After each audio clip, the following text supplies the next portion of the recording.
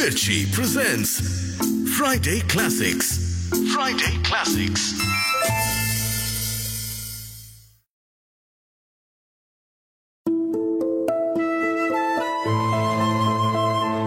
Mirchi Friday classics নিয়ে এলো বাংলায় বিশ্বসেরা। প্রতি মাসের দ্বিতীয় ও চতুর্থ শুক্রবার বিশ্বের খ্যাতনামা সাহিত্যিকদের গল্প ও নাটক দিয়ে সেজে উঠবে মির্চি ফ্রাইডে ক্লাসিক্স। অ্যালিস হতবাক। একে খরগোশের ট্যাঁক, তাতে আবার গোঁজা একটা আস্ত ট্যাঁক ঘড়ি। আজ আস্থা থাকলে হয়, আমাদের ডাচেস আজকে রেগে বোম হয়ে যাবে না, আমি শেষ। বারে আর তুমি কি করে জানলে আমি পাগল? আলবাত পাগল, 1000 বার পাগল, না হলে তুমি এখানে আসলে কি করে? ওয়াও, ধরো সকাল 9টা বাজে, পড়তে বসতে হবে। তুমি অমনি সময়কে একটু ফিসফিসিয়ে জানান দিলে, ব্যাস কেল্লা ফতে। সময় ঘড়ির কাঁটাগুলোকে একেবারে বানবান বানবান বানবান করে ঘুরিয়ে দেবে। তাই? তাহলে তো দারুণ হবে। তুমি এইভাবেই সব করো বুঝি? আজকের গল্প লুইস ক্যারলের রচনা অবলম্বনে Alice in Wonderland. Lewis Carroll ছিলেন এক প্রখ্যাত ব্রিটিশ শিশু সাহিত্যিক। তাঁর জন্ম 27 জানুয়ারি 1832 খ্রিস্টাব্দে। ওনার আসল নাম ছিল চার্লস লাটউইজ ডডসন। তিনি একাধারে সাহিত্যিক, গণিতবিদ, চিত্রকর, ফটোগ্রাফার এবং শিক্ষক ছিলেন। অ্যালিস ইন ওয়ান্ডারল্যান্ড প্রথম প্রকাশিত হয় 1865 খ্রিস্টাব্দে। খেয়াল রসের স্রষ্টা সুকুমার রায়ের ওপর লুইস ক্যারলের প্রভাব ছিল স্পষ্ট। আবোল তাবোল বা হজবরল পড়লেই তা বেশ বোঝা যায়। তাহলে চলুন যাওয়া যাক স্বপ্ন ও বাস্তবের মাঝ বরাবর অ্যালিসের অবাক দুনিয়ায়। শুরু হচ্ছে অ্যালিস ইন ওয়ান্ডারল্যান্ড। পুনর্কথন অভিলাষ বন্দ্যোপাধ্যায়, গল্প পাঠে অন্বেষ দে, প্রযোজনায় সাউন্ড আইডিয়াজ।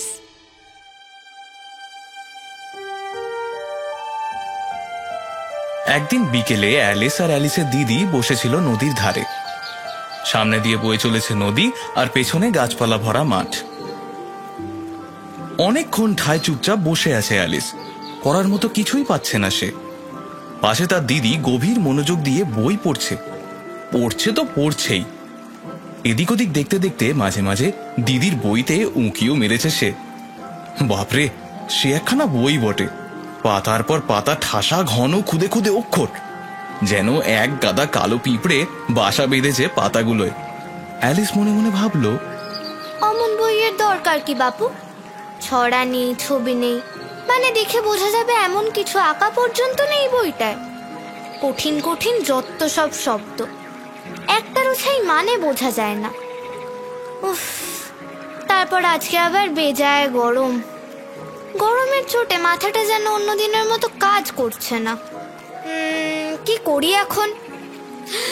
একটা ফুলের মালা গাঁথলে কেমন হয়? ও বাবা, তাহলে তো আবার এখন ফুল কুড়োতে যেতে হবে। না, এই গরমে এখন আর ফুল কুড়িয়ে কাজ নেই।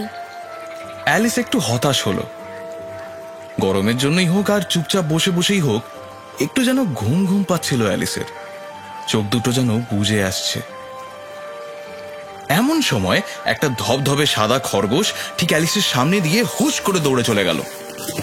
এ আর এমন কি ব্যাপার? নদীর ধারে এতগুলো গাছপালার মধ্যে দিয়ে একটা খরগোশ যে দৌড়ে যাবে, এটাই স্বাভাবিক। কিন্তু এর পরের মুহূর্তেই অ্যালিস শুনতে পেল খরগোশ বাবাজি যেন বলে উঠলেন, সর্বনাশ, কি কাণ্ড, কি প্রচন্ড দেরি হয়ে গেল।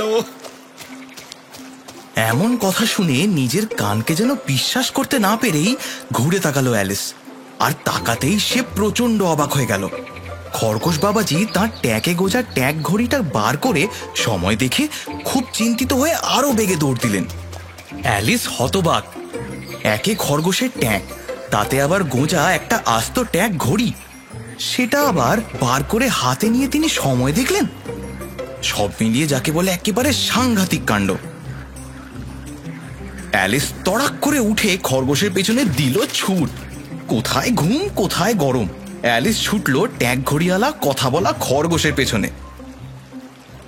মাঠটা পেরোতেই একটা প্রকাণ্ড গাছ, আর সেই গাছের পেছনেই একটা বিরাট গর্ত। অ্যালিস গাছের বাঁক ঘুরতেই দেখলো খরগোশ বাবাজি সরাত করে ওই বিরাট গর্তে ঝাঁপ দিলেন। এক মুহূর্ত সময় নষ্ট না করে ৭-৫ না ভেবেই অ্যালিসও দিল ঝাঁপ। এই গর্তটা খানিক সুড়ঙ্গের মতো গিয়ে তারপর সরাত করে নিচের দিকে নেমে গেল। আর এই সব কিছু এমন চোখের নিমেষে ঘটে গেল যে অ্যালিস নিজেকে থামানোর সময়ই পেল না। গভীর এক কুয়োর মধ্যে দিয়ে পড়তে লাগলো সে। অ্যালিস ভাবল, কুয়োটা কি প্রচন্ড গভীর, নাকি আমি খুব ধীরে ধীরে পড়ছি? না, সত্যিই কুয়োটা খুব গভীর, তল দেখা যাচ্ছে না তো। বাবা, চারপাশের দেওয়ালে কত বই, কত সব অদ্ভুত ছবি আর ম্যাপ। উফ, আর কতক্ষণ পড়বো রে বাবা। আরে আরে, ওটা কি? একটা তাকের ওপর রাখা একটা শিশি। কি লেখা আছে দেখি? কমলা লেবুর মার্মালেড। ধুর ছাই, শিশিটা তো খালি। যে তাকের শিশি সেই তাকেই রেখে দিল অ্যালিস। সে তো পড়েই চলেছে, পড়া আর শেষ হয় না। পড়তে পড়তে নিজের সঙ্গেই নিজে কথা বলতে লাগলো সে। উফ, এই পড়া কি আর শেষ হবে না? এবার মনে হচ্ছে পৃথিবীর একদিক থেকে একেবারে অন্যদিকে গিয়ে থামবো। আরে বাস, তাহলে তো মাথায় হাঁটা মানুষদের দেশে পৌঁছে যাব, যারা হাতে ভর দিয়ে হাঁটে, মাথা নিচু পা উঁচু। আমি ওদের জিজ্ঞেস করব, আচ্ছা এটা কোন দেশ, নিউজিল্যান্ড না অস্ট্রেলিয়া? একা একা এসব ভেবে নিজেই বেশ মজা পাচ্ছিল অ্যালিস। কিন্তু পড়া তখনও থামেনি। অ্যালিসের হঠাৎ মনে পড়ল তার বিড়াল ডিনার কথা। এবার একটু মন কেমন করতে লাগলো তার। আহারে আমার ছোট্ট বেচারা ডিনা, আজকে রাতে আমাকে দেখতে না পেলে কত কষ্টই না পাবে। আশা করি বাড়িতে কেউ না কেউ ওকে একটু দুধ দিতে ভুলবে না। ওরে ডিনারে, তুই এখন আমার কাছে থাকলে কি ভালোই না হতো। যদিও মাঝ আকাশে ইঁদুর তো নেই, কি খাবি তুই? তবে চামচিকে আর বাদুর তো আছে, আর তারা তো অনেকটা ইঁদুর আর ছুঁচোর মতোই, শুধু একটু উড়ে বেড়ায়, এই যা। তবে বিড়াল কি বাদুর খায়? কে জানে বাবা।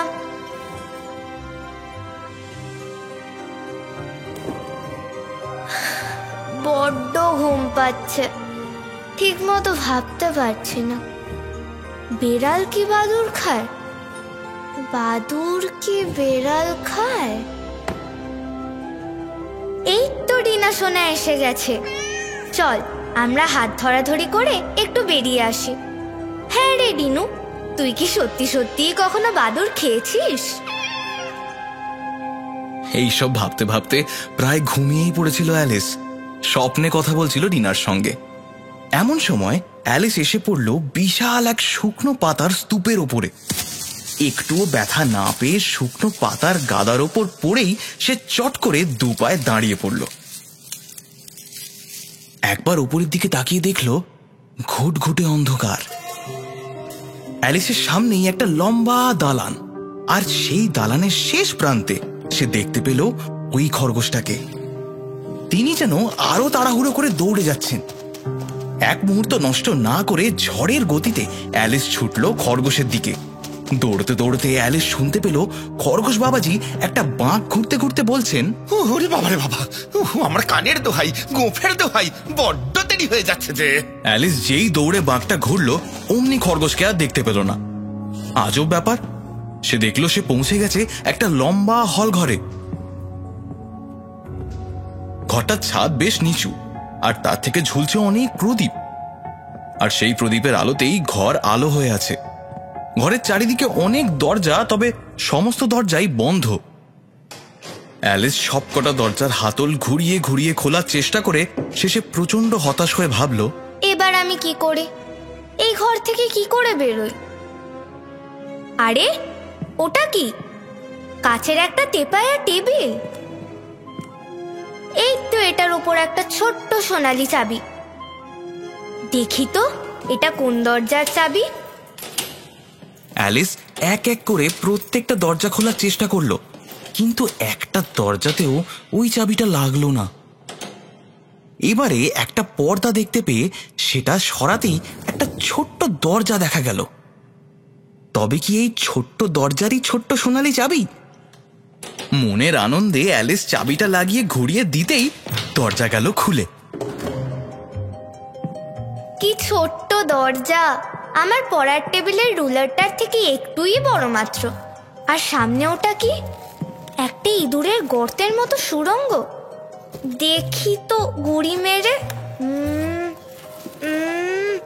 ও মা, ওখানে তো একটা অপূর্ব সুন্দর বাগান। আমি ওখানে গিয়ে খেলতে চাই, ফুলগুলোর গায়ে হাত বোলাতে চাই। এই পচা অন্ধকার ঘরটা মোটেও ভালো লাগছে না। ধুর বাবা, দরজাটা দিয়ে আমার মাথাটাই গলছে না। বাকিটা যাবে কি করে? থাক বাবা, দরকার নেই। যাই দেখি যদি আর কোনো দরজার চাবি পাওয়া যায়। নিজের মনেই এইসব ভেবে অ্যালিস সেই কাঁচের তেপায়ার টেবিলটার দিকে ফিরতেই দেখলো যে তার উপর একটা বোতল রাখা আছে। আরে, এই বোতলটা তো আগে এখানে ছিল না। গায়ে আবার কি যেন লেখা। খাও? থাক লেখা। যদি বিষাক্ত হয়? ভালো করে পড়ে দেখি। ছোট ছোট বাচ্চারা তাড়াহুড়োতে এইসব নিয়ম না মেনে কত বিপদেই পড়ে। অ্যালিস ভালো করে বোতলটা পরীক্ষা করে দেখলো। বোতলের গায়ে কোথাও বিষাক্ত লেখা নেই দেখে সে বোতলে একটু চুমুক দিল। আহা, সে যে কি অপূর্ব স্বাদ! নিমেষের মধ্যে অ্যালিস ওই বোতলের পুরো পানীয় শেষ করে ফেলল। আর তারপরে কি হলো? কেমন অদ্ভুত লাগছে। মনে হচ্ছে আমি কেমন ছোট হয়ে যাচ্ছি। এ কি, 10 ইঞ্চির হয়ে গেলাম নাকি? কি মজা, কি মজা! এবারে ওই দরজা দিয়ে গলে ওই বাগানে যেতে পারবো। কিন্তু ওই ছোট্ট দরজাটা খুলতে গিয়ে অ্যালিস বুঝলো যে ওই ছোট্ট সোনালি চাবিটা সে ওই কাঁচের তেপায়া টেবিলেই রেখে এসেছে। সেই কাঁচের টেবিল এখন অ্যালিসের চেয়ে বিশাল বড়। সে বেশ কবার টেবিলের পায়া বেয়ে ওঠার চেষ্টা করেও পারল না। অ্যালিস কাঁচের মধ্যে দিয়ে পরিষ্কার দেখতে পাচ্ছে সোনালি চাবিটা, কিন্তু সেটা নেওয়ার কোনো উপায় নেই। দুঃখে, মন খারাপে, ক্লান্তিতে অ্যালিসের চোখে জল এলো। না না অ্যালিস, এবার কান্না থামাও। এইভাবে কেঁদে কোনো লাভ নেই।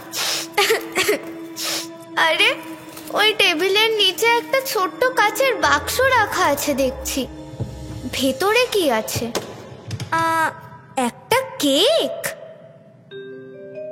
সেই আগের মতো লেখাও আছে, খাও। এটা খেয়ে যদি বড় হয়ে যাই তাহলে টেবিল থেকে ওই চাবিটা আমি নিতে পারবো। আর যদি আরো ছোট হয়ে যাই তাহলে ওই ছোট্ট দরজার তলার ফাঁক দিয়ে গলে যেতে পারবো। যাই হোক না কেন, লাভ আমারই। কাজেই আর ভেবে কাজ নেই, কেকটা খেয়েই ফেলি। এই বলে অ্যালিস ওই এক টুকরো কেক খেয়ে ফেলল।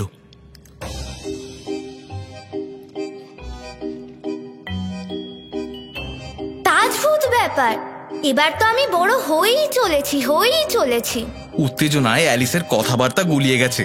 তাজ্জব না অদ্ভুত, কোনটা বলবে ভেবে না পেয়ে দুটো মিশিয়ে তাজভূত করে ফেলেছে সে। বাড়তে বাড়তে অ্যালিস এখন এতই বিরাট হয়ে গেছে যে সে তার নিজের পায়ের আঙুলগুলো আর দেখতে পাচ্ছে না। গুড বাই পা। জানি না কে এখন তোমাদের জুতো পরিয়ে দেবে। আমি তো আর পৌঁছাতেই পারবো না। আহারে আমার পা! আমি ওদের ক্রিসমাসে একজোড়া বুট জুতো উপহার দেব। এমনি এমনি তো আর দিতে পারবো না। যা মনে হচ্ছে কুরিয়ার করে পাঠাতে হবে। ঠিকানা লিখব অ্যালিসের ডান পা, বৈঠকখানার কার্পেট, ফায়ারপ্লেসের সামনে। ইতি, অনেক ভালোবাসা সহ অ্যালিস। ইস, কি পাগলের মতো কথা বলছি আমি। এমন সময় অ্যালিসের মাথা হল ঘরের ছাদে ঢুকে গেল। উফ, বাবারে বাবা! 9 ফুট ছাড়িয়ে গেছে সে। আর কিছু না ভেবে টেবিল থেকে সোনালি চাবিটা নিয়েই দৌড়ে গেল ওই ছোট্ট দরজার কাছে। কি আর বলবো, অ্যালিস এতটাই বড় হয়ে গেছে যে কোনো মতে নিচু হয়ে শরীরটা কুঁকড়ে শুধু এক চোখ দিয়ে ওই দরজার ওপাশের বাগানটা দেখতে পেল সে। অ্যালিস আর চোখের জল ধরে রাখতে পারল না, হাত পা ছড়িয়ে কাঁদতে থাকলো। অ্যালিসের কান্না আর থামতেই চায় না। অ্যালিস যাকে বলে বালতি বালতি কাঁদছে, এমন কাঁদছে যে ওই হল ঘরে ইঞ্চি চারেক জল জমে গেল। এমন সময় দূর থেকে একটা ছপাত ছপাত আওয়াজ শুনতে পেল, কেউ যেন জল ভেঙে কোথাও যাচ্ছে। অ্যালিস ঘুরে দেখে সেই খরগোশ বাবাজি দারুণ সাজগোজ করে কোথাও চলেছেন। এক হাতে সাদা চামড়ার গ্লাভস আর অন্য হাতে একটা চিনে পাখা ধরে সেই আগের মতো তাড়াহুড়ো করে চলেছেন আর বিড়বিড় করছেন। আজ আস্থা থাকলে হয়, আমাদের ডাচেস আজকে রেগে বোম হয়ে যাবেন, আমি শেষ। খরগোশ বাবাজি অ্যালিসের কাছ দিয়ে যাওয়ার সময় অ্যালিস একটু গলা খাঁকড়ে জিজ্ঞেস করতে গেছিল, আচ্ছা বলছিলাম কি? কিন্তু অ্যালিসকে দেখে বাবাজি আঁতকে উঠে গ্লাভস পাখা সমস্ত ফেলে দিলেন চম্পট। অ্যালিস পড়ে থাকা ছোট্ট পাখাটা তুলে নিয়ে নিজেকে হাওয়া করতে করতে 7-5 ভাবতে লাগলো। তারপর হঠাৎ খেয়াল করলো যে খরগোশ বাবাজির সাদা গ্লাভসটা সে অন্যমনস্ক হয়ে নিজের হাতে পুড়ে ফেলেছে। অ্যালিস অবাক হয়ে ভাবলো, আরে এটা কি করে হলো? তাহলে আমি আবার ছোট হয়ে গেছি বুঝি? দৌড়ে গিয়ে টেবিলের সাথে নিজেকে মিলিয়ে দেখে বুঝলো সে এখন মোটামুটি 2 ফিটে এসে দাঁড়িয়েছে, কিন্তু দ্রুত গতিতে আরো ছোট হয়ে চলেছে। একটু ভেবেই অ্যালিস বুঝতে পারল যে ওই পাখার হাওয়া খেয়েই সে ধীরে ধীরে এমন আগের মতো ছোট হয়ে গেছে। সঙ্গে সঙ্গে পাখা নাড়া বন্ধ করলো অ্যালিস, দৌড়ে গেল দরজার কাছে। কিন্তু দরজা তো এখনো বন্ধ, চাবি সেই টেবিলের ওপরে। আর এখন এত ছোট হয়ে গিয়ে অ্যালিস আর টেবিলে হাতও পাবে না। এই একই জিনিস বারবার ঘটছে, ভাল লাগে না। আর যেই না এই কথা বলা, অমনি পা হড়কে দড়াম করে নোনা জলে পড়লো অ্যালিস। ওরে বাবা, যেন সমুদ্রে পড়েছে। অ্যালিস বুঝলো যে এই সমুদ্র তো তারই কান্নাকাটির ফল। ইস, কেউ এত কাঁদে? ছি, এবার বোধহয় নিজের কান্নায় নিজেই ডুবে যাব। হঠাৎ অ্যালিস আবার একটা ছপাত ছপাত আওয়াজ পেল। এবারের আওয়াজটা আগের চেয়ে অনেক জোরে, যেন ওয়ালরাস বা হিপোপটেমাস গোছের কোনো জন্তু তার দিকে এগিয়ে আসছে। কিন্তু ভালো করে দেখে বুঝলো সেটা একটা ইঁদুর ছাড়া আর কিছুই না। অ্যালিস মনে মনে ভাবলো, ওহ, আমি তো এখন আবার অনেক ছোট হয়ে গেছি, তাই অমন লাগছে। আচ্ছা, এই ইঁদুরের সাথে একটু কথা বলবো, যদি কোনো রাস্তা বলতে পারে। চেষ্টা করতে তো ক্ষতি নেই। এই যে, ও ইঁদুর ভাই, বলছি এখান থেকে বেরোনোর রাস্তা জানো? বড্ড হাঁপিয়ে গেছি গো, আর সাঁতার কাটতে পারছি না। ইঁদুরটা অ্যালিসের কথা শুনে কোনো উত্তর দিল না, কিন্তু অ্যালিসের কেন জানি না মনে হলো যে ইঁদুরটা বোধহয় ফরাসি। যেমন ভাবনা তেমনই কাজ। স্কুলে অ্যালিস একটু আধটু ফরাসি শিখেছিল, সেটাই চালিয়ে দিল। উয়ে মাশা, অর্থাৎ কই আমার বিড়ালটা কই? এই শুনে ইঁদুর বাবাজি আঁতকে উঠে জলের মধ্যেই একেবারে ডিগবাজি দিয়ে হাবুডুবু খেয়ে বিষম লেগে একেবারে থরহরিকম্প, যাকে বলে আত্মারাম খাঁচা ছাড়া হওয়ার জোগাড়। অ্যালিস ব্যাপারটা বুঝতে পেরেই বলল, এ বাবা, আমাকে ক্ষমা করে দাও ইঁদুর ভাই। তুমি যে বেড়ালদের অপছন্দ করো আমি একদম বুঝতে পারিনি। অপছন্দ কেন বাবু? তুমি বুঝি আমার জায়গায় থাকলে বিড়ালদের খুব পছন্দ করতে?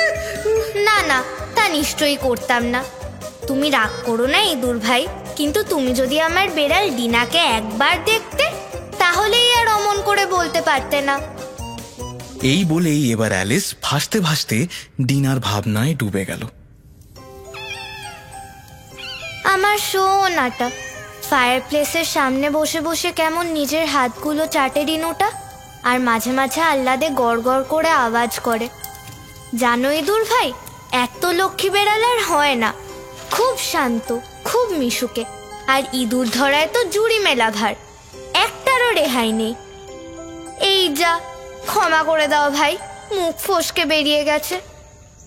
অ্যালিস বেশ বুঝতে পারছিল যে এবার ইঁদুর একেবারে কুপোকাত হয়ে যাবে, তাই চট করে বলল, আচ্ছা বাবা, ঠিক আছে, বেড়াল নিয়ে আর কথা না বলাই ভালো, তাই না? আলবাত। কথা বলার আর কোনো বিষয় পেলে না? আমাদের বাড়িতে কেউ ওই বদমাশগুলোকে পছন্দ করে না, আর যেন ওই নাম না শুনি। আচ্ছা বাবা, তাই হবে। আচ্ছা ইঁদুর ভাই, তুমি কুকুর পছন্দ করো? জানো তো, আমাদের বাড়িতে একটা খুব মিষ্টি কুকুর আছে। এক চাষি কাকু আমাদের বাড়িতে রেখে গেছে। কেমন সুন্দর কোকড়া কোকড়া চুল, আর তুমি যা বলবে তাই করবে। ইঁদুর ধরে আনতে বললে সঙ্গে সঙ্গে দৌড়ে গিয়ে। এই যা, আবার বলে ফেললাম। এতক্ষণে ইঁদুর দিক বিদিক না ভেবে যত জোরে সম্ভব হাত পা চালিয়ে সাঁতার কাটা শুরু করেছে। ইঁদুর ভাই বুঝি আর আমার সাথে কথাই বলবে না। ও ইঁদুর ভাই, শুনছো? দাঁড়াও, চলে যেও না। এখন থেকে বেড়াল কুকুর কাউকে নিয়েই কথা বলবো না। এবার ফিরে এসো প্লিজ। এই শুনে ইঁদুর এলো অ্যালিসের কাছে। অ্যালিস দেখে আতঙ্কে ইঁদুরের মুখটা একেবারে ফ্যাকাশে হয়ে গেছে। ইঁদুর মিনমিন করে বলল, চলো চলো, আগে সাঁতরে পারে উঠি, তারপরে বলছি কেন আমি বিড়াল কুকুরদের অপছন্দ করি। হ্যাঁ, এবারে তো পারে উঠতেই হবে। আর এর মধ্যে আরো অনেকে জলে এসে পড়েছে, বন্যায় যেমন হয় আর কি। একটা হাঁস, একটা টিয়া, একটা চিলছানা, এমনকি একটা আস্ত ডোডো পাখি পর্যন্ত জলে পড়ে হাবুডুবু খাচ্ছে। ইঁদুর আর অ্যালিস সবাইকে নিয়ে ধীরে ধীরে পাড়ে এসে উঠল। সবাই এখন ভিজে সপসপে, পাখিদের ডানা এলোমেলো, ইঁদুরের ভেজা লোম গায়ে সেঁটে গেছে, আর অ্যালিস ঠান্ডায় কাঁপছে। সবার এখন একটাই চিন্তা, কি করে নিজেদের শোকাবে। এই নিয়েই আলোচনা হচ্ছে। অ্যালিস কিন্তু এরই মধ্যে সবার সঙ্গে দিব্যি মিলেমিশে গেছে, যেন তাদের সঙ্গে বহুদিনের চেনাশোনা। এমনকি টিয়ার সঙ্গে একটু কথা কাটাকাটিও করে ফেলেছে এতক্ষণে। শেষে বিরক্ত টিয়া অ্যালিসকে বলল, এই মেয়ে শোনো, আমি তোমার চেয়ে ঢের গুণ বড়। কি করে গা শুকোতে হবে আমি ভালো জানি। চুপ করো তো। অ্যালিসও ছাড়বার পাত্রী নয়, সেও টিয়ার বয়স জিজ্ঞেস করে বসেছে। টিয়া তখন কিছুতেই নিজের বয়স বলবে না, কাজেই ঝগড়াটা আর বেশি দূর গড়ায়নি। এইবার ডোডো পাখি বলে উঠলেন, আচ্ছা শোনো, আমার কথা শোনো। এইভাবে তো কিছুই হচ্ছে না, আমাদের একটা কার্যকরী উপায় বের করা দরকার, বুঝলে? আমি বলি কি, আমরা সবাই মিলে একটু দৌড় ঝাঁপ করি, একটা মজার রেসও করা যেতে পারে। রেস? কিরকম রেস? দেখলেই বুঝতে পারবে। ধরো, এই সবাই মিলে এই গোল মাঠে যেমন খুশি যেখানে খুশি দাঁড়িয়ে পড়ি, ব্যাস, তারপর 3, 2, 1 রেস শুরু। যে যেমন খুশি, যেদিকে খুশি, যতক্ষণ পারবে দৌড়বে। দেখবে কেমন মজাটাই না হয়। সবার বেশ মজা লাগলো ডোডোর কথা শুনে। শুরু হয়ে গেল যেমন খুশি রেস। যে যার মতো এদিক ওদিক দৌড়াচ্ছে, কিন্তু রেস কখন শেষ হবে কেউ জানে না। আধ ঘন্টা খানিক দৌড়াদৌড়ি করার পর সবাই যখন দিব্যি শুকিয়ে গেছে, তখন ডোডো পাখি বলে উঠলেন, রেস খতম। তাহলে কে জিতলো? এ আবার সবাই। এদিকে সময় তো আর থেমে নেই, রাত যথেষ্ট হয়েছে। সবাই ধীরে ধীরে বাড়ি ফিরে যাচ্ছে। অ্যালিসের আবার একা একা লাগছে, আর ছোট্ট ডিনার জন্য মন কেমন করছে। ডিনু, তুই পৃথিবীর সব থেকে ভালো, সব থেকে মিষ্টি, সব থেকে আদুরে বেড়াল। তোকে আমি অনেক অনেক অনেক ভালোবাসি, কিন্তু কে জানে তোর সাথে আবার কবে দেখা হবে, হবে কি কখনো? এইসব ভেবে অ্যালিসের কান্না পেল, মন খারাপ যেন আরো বেড়ে গেল। এমন সময় একটা আওয়াজ শোনা গেল, কারোর পায়ের আওয়াজ। এদিকেই আসছে। কে আসছে অ্যালিসের দিকে? কে আবার? সেই খরগোশ বাবাজি। খরগোশ যদিও অ্যালিসকে দেখতেই পাননি, তিনি মন দিয়ে এদিক ওদিক দেখতে দেখতে আসছেন, যেন কিছু একটা খুঁজছেন। গেল গেল, সব গেল। এবার কি হবে? দাঁতে আর আমায় আস্ত রাখবেন না, গর্দান নেবেন একেবারে। কোথায় গেল, কোথায় যে হারালাম। খরগোশ বাবাজিকে দেখে অ্যালিসের মনে হলো যে তিনি নিশ্চয়ই ওই গ্লাভস আর হাত পাখাটা খুঁজছেন। কিন্তু অ্যালিস নিজেও মনে করতে পারছে না সে শেষবার ওই গ্লাভস আর হাত পাখাটা কোথায় দেখেছে। যাই হোক, কেউ বিপদে পড়লে তাকে সাহায্য করা উচিত মনে করে সেও আশেপাশে খোঁজা শুরু করলো। এইবার খরগোশ বাবাজি দেখতে পেলেন অ্যালিসকে। এখন তার মেজাজ একদম তিড়িক্ষি। ঝাঁঝিয়ে বলে উঠলেন, ব্যাপার কি মেরিয়ান, তুমি এখানে দাঁড়িয়ে দাঁড়িয়ে কি দেখছো? যাও, দৌড়ে বাড়ি থেকে আমার এক জোড়া গ্লাভস আর একটা হাত পাখা এনে আমাকে কৃতার্থ করো। যাও যাও। অ্যালিস এসব শুনে এমন হকচকিয়ে গেল যে আর কথা না বাড়িয়ে খরগোশ যেদিকে আঙুল দেখিয়েছেন সেদিকেই দৌড় দিল। খরগোশ নিশ্চয়ই আমায় তার বাড়ির কারুর সাথে গুলিয়েছেন। পরে যখন বুঝতে পারবেন আমি কে, তখন বেশ মজা হবে। যাই হোক, আমি দেখি গ্লাভস আর হাত পাখা জোগাড় করতে পারি কিনা। কিছু দূর এগিয়ে অ্যালিস একটা সুন্দর পরিপাটি বাড়ি দেখতে পেল। কাছে যেতেই দরজায় ডাব্লিউ র্যাবিট লেখা দেখতে পেয়ে বুঝলো সে ঠিক বাড়িতেই এসেছে। দরজাটা একটু ঠেলতেই খুলে গেল। অ্যালিস এখন দাঁড়িয়ে আছে একটা ছোট্ট ঘরে। জানলার সামনে একটা টেবিল, আর সেই টেবিলের উপরে রাখা একটা হাত পাখা আর তিন জোড়া গ্লাভস। জিনিসগুলো নিয়ে অ্যালিস বেরোতেই যাচ্ছিল, এমন সময় সে দেখতে পেল টেবিলে রাখা একটা বোতল। এটার উপর কোনো লেবেল বা খাওটাও লেখা নেই। অ্যালিস ভাবল, খেয়েই দেখি না, কিছু না কিছু তো একটা হবেই। যেমন ভাবা তেমনই কাজ। আধ বোতল শেষ হতে না হতেই অ্যালিসের মাথা ছাদের সাথে ঠেকে গেল। বাবারে বাবা, এবারে দরজা দিয়ে কি করে বেরোবো? ইস, এতটা না খেলেই ভালো হতো। কিন্তু এই বোতলের কেরামতি এখনো বাকি ছিল। অ্যালিস বেড়েই চলল। শেষে এমন অবস্থা হলো যে কোনো মতে কনুইয়ের ওপর ভর দিয়ে শরীর এলিয়ে বসতে হলো তাকে। ধুর বাবা, ভালো লাগে না। এর চাইতে বাড়িতে ঢের ভালো ছিলাম। এখানেই একবার বড় হয়ে যাচ্ছি তো একবার একদম ছোট হয়ে যাচ্ছি, তারপর আবার খরগোশের ধমক ধামক। এইসব কথা অ্যালিস যখন ভাবছে, বাইরে শুনতে পেল, মেরিয়ান, আয় মেরিয়ান, এক্ষুনি আমার গ্লাভস আর হাত পাখা নিয়ে নিচে আয়। এবার পায়ের আওয়াজ এগিয়ে আসছে অ্যালিসের দিকে। অ্যালিস এখন খরগোশের চেয়ে 1000 গুণ বড়। খরগোশকে এখন অ্যালিস আর ডরায় না। খরগোশ বাবাজি হম্বিতম্বি করে এলে কি হবে? দরজা তো খুলতে পারছেন না, কি করে খুলবেন? অ্যালিসের হাত দরজায় এমন সেঁটে গেছে যে কারোর জো নেই সেই দরজা ঠেলে খোলে। অ্যালিস বুঝতে পারছে যে দরজার ওপারে খরগোশ বাবাজি গায়ের জোরে দরজা ঠেলার চেষ্টা করছেন, কিন্তু কিছুতেই জুত করতে পারছেন না। ক্রমাগত গজগজ করে চলেছেন তিনি। শেষে বললেন, ঠিক আছে ঠিক আছে, আমি জানলা দিয়েই ঢুকবো। মনে হচ্ছে তার হচ্ছে না। সে যেই বুঝতে পারলো যে খরগোশ ওই জানলার বাইরে এসে দাঁড়িয়েছেন, অমনি অ্যালিস হাতটা জানলা দিয়ে বাইরের দিকে বাড়িয়ে দিল। ব্যাস, প্রথমে একটা সাংঘাতিক আর্তনাদ, তারপরেই ধপাস, দুরুম, ঝনাত, টিং টিং টিং।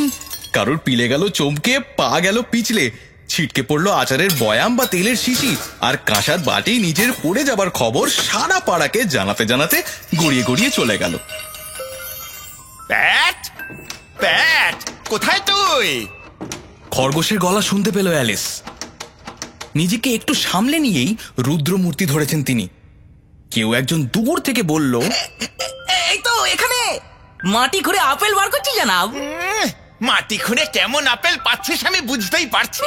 আয় আয় বেটা শিগগির এসে আমায় ধরে তোল। বল দেখি, বল দেখি, ওই জানলায় কি দেখতে পাচ্ছিস? স্পষ্ট দেখছি ওটা একটা হাত জনাব। হাত না হাতি? মরকট কথা কার জন্মে ওই রকম পেল্লায় হাত দেখেছিস কখনো? গোটা জানলা জোরে একটা হাত। হতেই তো পারে জানাব, এতে আর এমন কি ব্যাপার? এই এই, এক্ষুনি ওই হাতটা বিদায় না করিস তো তোর একদিন কি আমার একদিন। এরপর বেশ অনেকক্ষণ অ্যালিস কিচ্ছু শুনতে পায়নি। এখন আবার ফিসফিস করে গলার আওয়াজ শুনতে পাচ্ছি।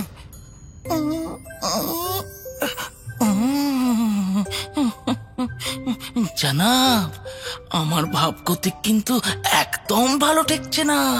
তোর বেটা ভিতর টিম, যা বলছি তাই কর। আচ্ছা জানাব। অ্যালিস আবার জানলা দিয়ে হাতটা বাড়িয়ে হাওয়ায় একটু ঘোরাতেই দুজনের আর্তনাদ, আরো জিনিস পড়া, কাঁচ ভাঙার আওয়াজ পেল। আরো খানিকক্ষণ সময় কেটে গেল। এবার বাইরে বেশ শোরগোল পড়ে গেছে। গাড়ি টাড়ি এসে হাজির। অ্যালিস বুঝতে পারছে বাইরে বেশ কিছু লোকজন জমায়েত হয়েছে। নানান কথাবার্তা কানে আসতে লাগলো।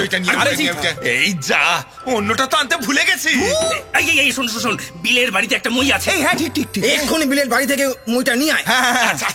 তারপর বাইরে আরো শোরগোল বেঁধে গেল। সবাই প্রায় একসাথে কথা বলা শুরু করেছে। আরে না না, দুটোকে একসাথে বেঁধে দে না। আরে বাবা, পৌঁছচ্ছে না তো। চেষ্টা করে দেখ, চেষ্টা করে দেখ। এই কে আছিস এদিকে? এই দড়িটা ধর চেপে। আরে ছাদটা আবার ভেঙে পড়বে না তো? না না, সামনে। আরে একটু কমজোরি।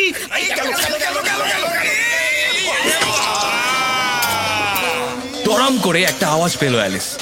জনগণ এখনো হাল ছাড়েনি। এখন বলো, কে চিমনি দিয়ে ঢুকবে? আমি না, ওরে বাবা। এই তুই যা। আমি পারবো না। এই তাহলে তুই? হ্যাঁ, হুজুরের হুকুম, তোকে যেতেই হবে। আরে বিল যাবে, বিল। এই যা সেটাই ভালো হবে। বিল তুই যা বাবা। আমাকেই যেতে হবে। ঠিক আছে। অ্যালিস বুঝলো যে বিল এখন চিমনি দিয়ে ভেতরে ঢোকার চেষ্টা করবে। আর তারপরে যেই না সে ঘরের ফায়ার প্লেস থেকে একটু খসখস খুরখুর আওয়াজ পেয়েছে, শটান তার বিরাট পা চালিয়ে দিয়েছে। এবার বাইরে আরো কোলাহল শুরু হয়ে গেল। বিলটা আকাশে উড়ে গেল রে। এই কে আছিস? ওরে, ওই বাগানের ধারে কে দাঁড়িয়ে আছিস? বিলকে ধর, ওকে লুফে নে। বাইরে সবাই খুব ঘাবড়ে গেছে। বিল তো চিমনি বেয়ে ঘরের ভেতরে ঢুকলো, তাহলে ও আবার চিমনি দিয়ে রকেটের মতো আকাশে উড়ে গেল কি করে? বাইরে তখন সবাই থতমত। নানান জন নানান কথা বলছে। এই ওর মাথাটা ঠিক করে তুলে ধর। এই একটু ব্র্যান্ডি নিয়ে আয়। দেখিস যেন আবার বিষম না লাগে। কি ভাই, এখন কেমন লাগছে? বলি, ভেতরে কি হলো সব খুলে বলো। হ্যাঁ বল। জানি না বাবু, কি সব যে হয়ে গেল। আমি যেই ঢুকলাম অমনি গিদিম করে কি একটা এসে লাগলো বাবা গো। ব্যাস, তারপরেই আমি সাই করে মাঝ আকাশে চু করে উড়ে গেলাম। ওদিকে অ্যালিস তো বুঝতে পারছে না এবার কি হতে চলেছে। হঠাৎ জানলা দিয়ে ঠাঁই ঠাঁই করে ঢিলের বৃষ্টি শুরু হলো। একটা দুটো ঢিল অ্যালিসের গায়েও এসে লেগেছে। কিন্তু অবাক কাণ্ড, ঢিলগুলো মাটিতে পড়তে না পড়তেই কেকে পরিণত হয়ে গেল। কেকগুলো দেখে একটা বুদ্ধি খেলে গেল অ্যালিসের মাথায়। একটা কেক খেয়ে দেখি, খেলেই কিছু না কিছু একটা হবে। হয়তো আমি আবার আগের মতো ছোট হয়ে যাব। আর হলো তাই। যেই না অ্যালিস একটা কেক খেয়েছে, অমনি আবার তার শরীর ছোট হতে থাকলো। যেই না দরজা দিয়ে গলে যাওয়ার মতো হলো অ্যালিস, অমনি সে দিল চম্পট। বাইরে বেরিয়ে 7-5 না ভেবে সবাইকে হতবাক করে অ্যালিস ছুটলো জঙ্গলের দিকে। ছুটতে ছুটতে অ্যালিস ভাবলো, এবার আমাকে আমার সাইজে ফিরতেই হবে। কিন্তু কি করে? এখানে তো কিছু খাবার মতো পাবোই না। জঙ্গলের এক ধারে বেশ অনেকগুলো বিশাল বিশাল ব্যাঙের ছাতা, মানে মাশরুম হয়েছিল। অ্যালিস কোনো মতে একটা মাশরুমের ওপর উঁকি মারতেই অবাক হয়ে গেল। সেই নরম ব্যাঙের ছাতার উপরে আরাম করে বসে আছে একটা বড় সড়ো শুঁয়োপোকা, অর্থাৎ ক্যাটারপিলার। সেই ক্যাটারপিলার মনের সুখে চোখ বুজে গুরুর গুরুর শব্দ করে গড়গড়া টানছে। ক্যাটারপিলার আর অ্যালিস বেশ খানিকক্ষণ একে অপরের দিকে চেয়ে রইল। শেষমেশ ক্যাটারপিলার নিজের ঠোঁট থেকে গড়গড়ার নল বার করে বিরাট একটা ধোঁয়ার মেঘ উড়িয়ে গম্ভীর ঘুম ঘুম গলায় বললেন, তুমি কে বাবা? মানে আমি ঠিক বলতে পারবো না। মানে আজকে সকালবেলা যখন ঘুম থেকে উঠেছিলাম তখন আমি ছিলাম, কিন্তু তারপর আমি বেশ কবার বদলে গেছি। বলতে কি চাও? পরিষ্কার করে বলো। আমি ঠিক বোঝাতে পারবো না ক্যাটারপিলার মশাই। আজকে সারাদিন ধরে আমি এতবার বড় হয়েছি আর এতবার ছোট হয়েছি যে সব কেমন গুলিয়ে গেছে। না না না না না না, মোটেই গুলিয়ে যায়নি। বলো, তুমি কে? আবার ঘুরে ফিরে সেই একই কথা। ক্যাটারপিলারের হাবভাব দেখে অ্যালিস একটু বিরক্তই হচ্ছিল। সেও সাথে সাথে উত্তর দিয়ে দিল। আপনি বরং বলুন আপনি কে? কেন? এই কেনর কি পাল্টা উত্তর হতে পারে ভেবে না পেয়ে অ্যালিস বিরক্ত হয়ে উল্টো দিকে ঘুরে হাঁটতে লাগলো। এই দেখো, এই দেখো, এই মেয়ে, এই ফিরে এসো। এই দেখো, আমার কিছু জরুরি কথা বলার আছে। এই একরত্তি মেয়ের আবার অত রাগ কিসের? হ্যাঁ, এইটুকু বলে ক্যাটারপিলার মশাই গড়গড়ায় গুড়ুক গুড়ুক করে একটা লম্বা টান দিলেন। তারপর ফুরুক ফুরুক করে ধোঁয়া ছেড়ে বললেন, তাহলে তোমার মনে হচ্ছে তুমি পাল্টে গেছো? হ্যাঁ তো, সারাদিন ধরে একবার তাল গাছের মতো বড় হয়ে যাচ্ছি, আবার 10 মিনিট পরেই পিঁপড়ের মতো ছোট হয়ে যাচ্ছি। এইভাবে সারাদিন সমানে বাড়ছি আর কমছি। আচ্ছা, এই তাহলে তুমি ঠিক কি রকম হতে চাও, বড় না ছোট? বড় ছোট নিয়ে আমার অত মাথা ব্যথা নেই, কিন্তু এত ঘন ঘন বদলে না গেলেই হলো। তা এখন তোমার যা সাইজ সেটা ঠিক আছে? না মানে একটু যদি বড় হতে পারতাম। মানে 3 ইঞ্চি হওয়ার অনেক মুশকিল আছে। মোটেই না, অনেক সুবিধেও আছে। এই বলে ক্যাটারপিলার গড়গড়াতে একটা শুক টান দিয়ে নেমে পড়লেন। একদিক খেলে ছোট হবে, আবার অন্য দিকটা খেলে বড় হয়ে যাবে। কি খাবো? ব্যাঙের ছাতা। অ্যালিস মাশরুমটা একবার দেখে আবার ক্যাটারপিলারের দিকে তাকাতেই কাউকে দেখতে পেল না। ক্যাটারপিলার যেন নিমেষে হাওয়ায় মিশে গেছেন। অ্যালিস এখন পড়েছে মহা ফাঁপড়ে। মাশরুমের কোন দিক খেলে বড় হবে আর কোন দিক খেলে ছোট হয়ে মাটির সাথে মিশে যাবে তা তো বুঝতে পারছে না। তাই অ্যালিস মাশরুমের দুদিক থেকেই একটু একটু টুকরো ভেঙে নিয়েছে। তারপর সে এক কাণ্ড, একবার অ্যালিস বালির কণার মতো ছোট হয়ে যায়, তো তারপরেই তাল ঢেঙা। শেষে অনেক কষ্টে সৃষ্টে মোটামুটি 9 ইঞ্চি মতো হওয়ার পরে অ্যালিস ক্ষান্ত দিল।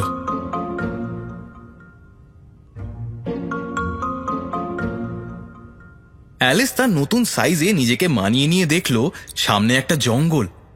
গুটি গুটি পায়ে সে জঙ্গলের মধ্যে ঢুকে পড়ল। কিছু দূর গিয়ে একটা বাড়ি চোখে পড়ল অ্যালিসের। সুন্দর বাড়ি, বাইরে বাগান। অ্যালিস দেখল বাড়ির সদর দরজার বাইরে দুজন গল্পে মশগুল।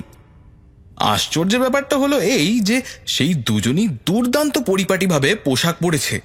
ফ্রক কোট, বো টাই, মাথায় কোঁকড়া পরচুল, মানে যেমন পুরনো দিনের ফিল্মে দেখা যায় আর কি।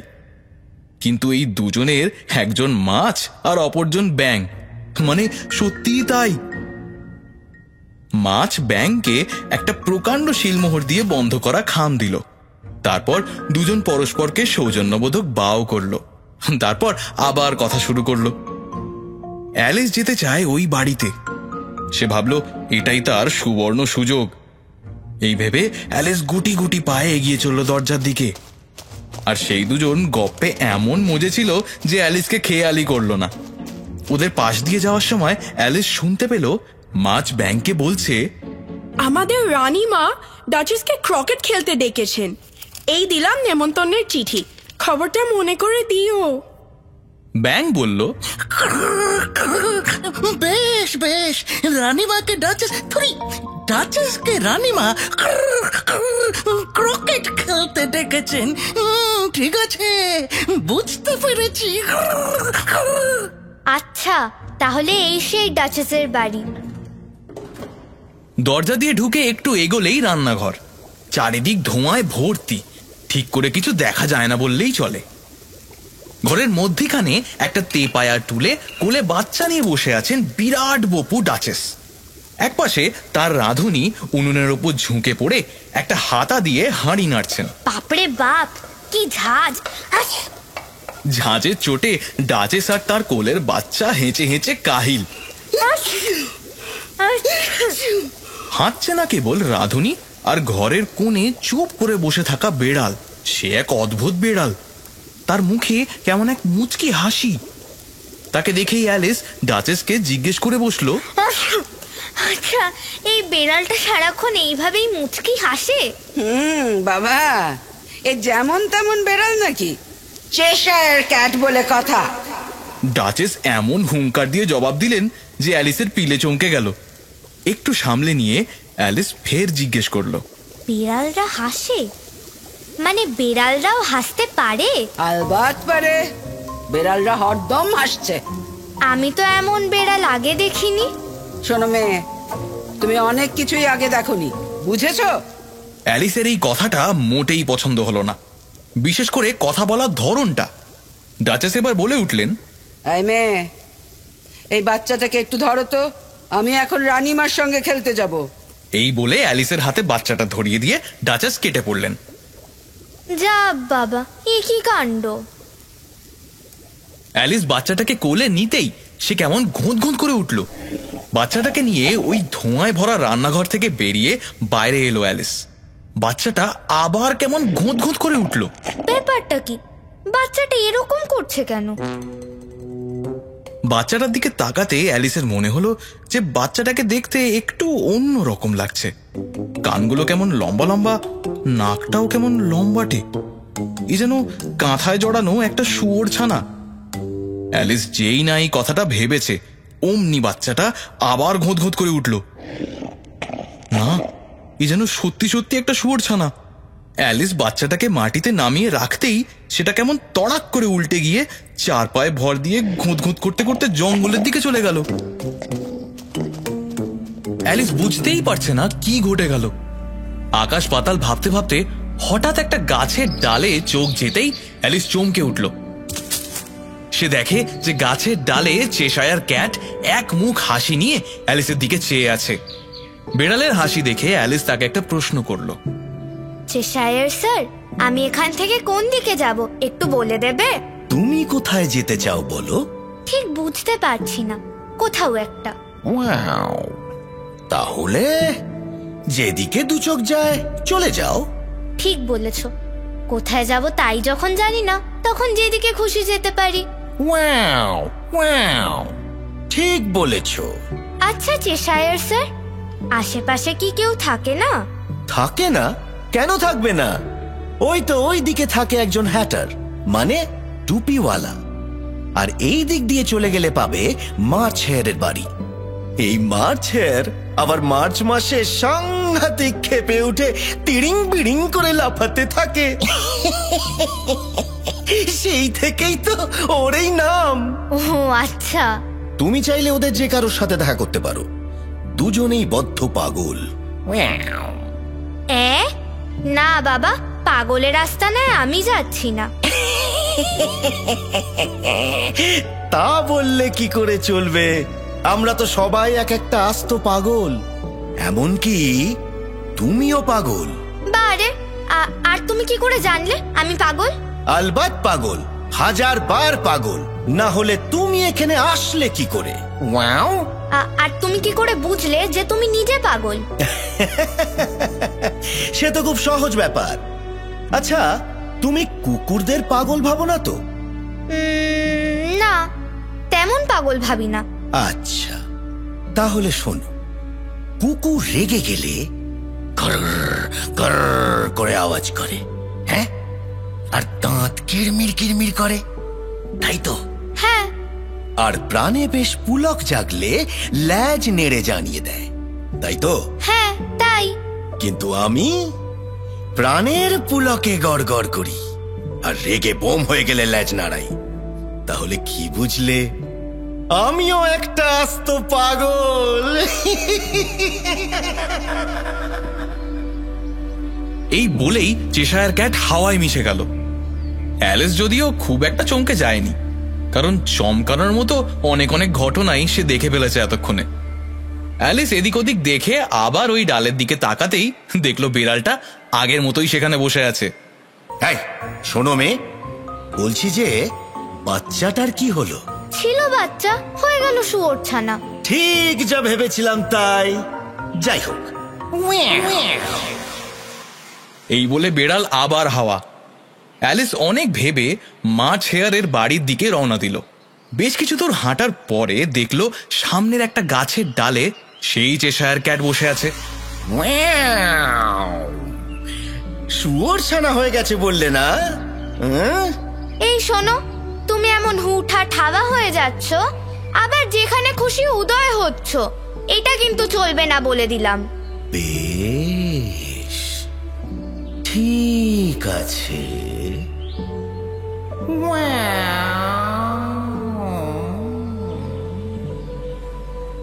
এই বলে চেশায়ার ক্যাট ধীরে ধীরে মিলিয়ে যেতে লাগলো। প্রথমে ল্যাজ, তারপরে পা, তারপরে পেট। এরকম করতে করতে শেষে শুধু তার দন্ত বিকশিত হাসি মুখটা অনেকক্ষণ হাওয়ায় ভেসে তারপর ধীরে ধীরে মিলিয়ে গেল। চেশায়ার বেড়ালের মুখটা মিলিয়ে যেতেই অ্যালিসের চোখে পড়ল মার্শেয়ারের বাড়ি। বাড়ির সামনেই একটা লম্বা টেবিলে বসে মার্শেয়ার আর হ্যাটার চা খাচ্ছে। তাদের মাঝখানে একটা ছুঁচো দিব্যি নাক ডেকে ঘুম দিচ্ছে। টেবিলটা বিরাট হলেও ওরা তিনজন এক কোনায় ঘেঁষাঘেঁষি করে বসে আছে আর মাঝে মাঝেই বলে উঠছে, জায়গায় নেই, একদম জায়গা নেই, বড্ড জায়গার অভাব। তুমি একটু সরে বসো না, বুঝতেই পারছি না তো। আরে তুমি ওদিকে সরো না। অ্যালিস ওদের কাছে গিয়ে বলল, কই, এত তো জায়গা আছে, একটু সরে সরে বসলেই তো হয়। অ্যালিসের কথায় একটুও পাত্তা না দিয়ে মার্শেয়ার বলে উঠল, একটু ওয়াইন খাবে? ওয়াইন? কোথায় ওয়াইন? নেই তো। হ্যাঁ, নেই তো। তাহলে আমাকে ওয়াইন খাবার কথা বললে কেন? তাহলে তুমি এখানে এলে কেন? কেন আসবো না? এই টেবিলে তো অনেকের বসার জায়গা আছে দেখতে পাচ্ছি। কোথায়? হঠাৎ মাঝখান থেকে হ্যাটার বলে উঠল, এই মেয়ে, তোমার তোমার চুলগুলো একটু ছেঁটে দিই। কি? এটা কিন্তু মোটেই ভালো কথা নয়, তুমি এরকম কথা বলতেই পারো না। তাই তো। তারপর বেশ খানিকক্ষণ সবাই চুপ। একমাত্র ওই ছুঁচোটা মাঝে মাঝে ঘুমের ঘোরে কি সব বিড়বিড় করছে। হঠাৎ হ্যাটার নিজের ট্যাগ ঘড়িটা বার করে দেখলো, তারপর সেটাকে বেশ জোরে জোরে ঝাঁকিয়ে অ্যালিসকে জিজ্ঞেস করলো, আজকে কত তারিখ বলো তো মেয়ে? 4। তুমি একদম ভুল বলেছো, 2 দিনের গোলমাল করেছো তুমি, বুঝলে? হ্যাঁ, আমি পই পই করে বলেছিলাম অত বাটার ভালো না, তুমি শুনলেই না আমার কথা। বাটারটা বড্ড খাঁটি ছিল হে। তারপর মার্শেয়ার হ্যাটারের হাত থেকে ঘড়িটা খপ করে নিয়ে চায়ের কাপে ডুবিয়ে দিল। সে এখনো নিজের মনে মনে বলেই চলেছে, বাটারটা বড্ড খাঁটি ছিল হে। এ বাবা হ্যাটার দাদা, তোমার ঘড়িতে সময় দেখা যায় না, শুধু তারিখ দেখায়। সময়? সময় কেন দেখাবে? তোমার ঘড়িতে কি কোন বছর চলছে সেটা দেখায়? ও মা, ওসব দেখাতে যাবে কেন? 1 বছর তো 1 বছর ধরেই চলে। ও, এই আমার সময়ও ওরকম। এইসব কথা শুনে অ্যালিস একেবারে ভ্যাবা চাকা খেয়ে গেল। তুমি সময়ের ব্যাপারে কিচ্ছু জানো না, কিচ্ছু না। তুমি সময়কে চেনো? সময়ের সাথে কথা বলেছো কখনো? কি? কই না তো হ্যাটার দাদা। তবে গান বাজনা করার সময় সময় মিলিয়ে হাততালি দিয়েছি। তাহলেই হয়েছে। ওইসব হাততালি তো একটা সময় করে না, বুঝেছো? সময়ের সাথে একটু ভালো করে মিশে দেখো, কি মজা। ধরো সকাল 9টা বাজে, পড়তে বসতে হবে, তুমি অমনি সময়কে একটু ফিসফিসিয়ে জানান দিলে, ব্যাস কেল্লা ফতে। সময় ঘড়ির কাঁটাগুলোকে একেবারে বানবান বানবান বানবান করে ঘুরিয়ে দেবে। দেখবে দুপুর 3টা বাজে, খাবার সময় হয়ে গেছে। তাই? তাহলে তো দারুণ হবে। তুমি এইভাবেই সব করো বুঝি?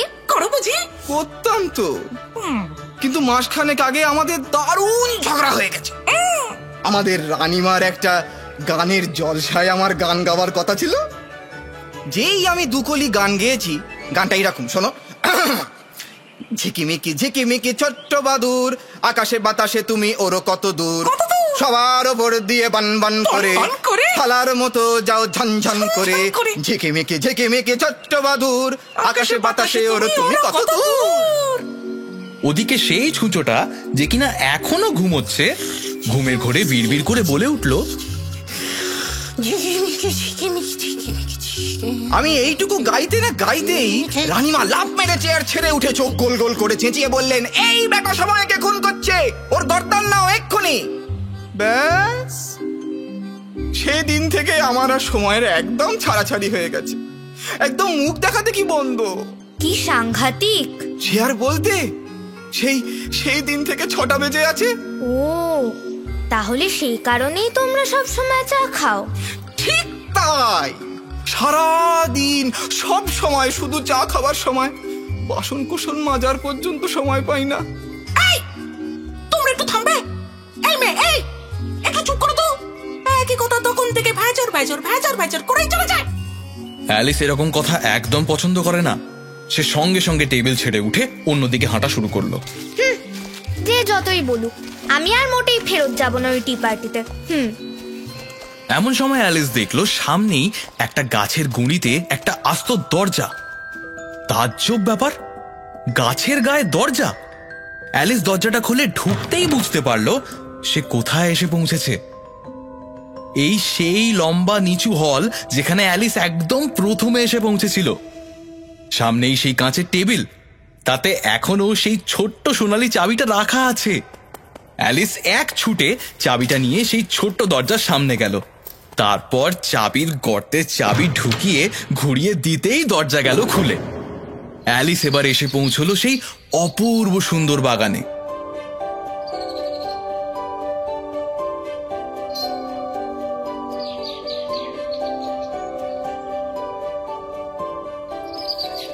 বাগানের সামনেই একটা বড় গোলাপ গাছ, তাতে বড় বড় সাদা গোলাপ ফুটে আছে। তিনজন মালি খুব মন দিয়ে সেই সাদা গোলাপগুলোতে লাল রং করছে। আজব কাণ্ড।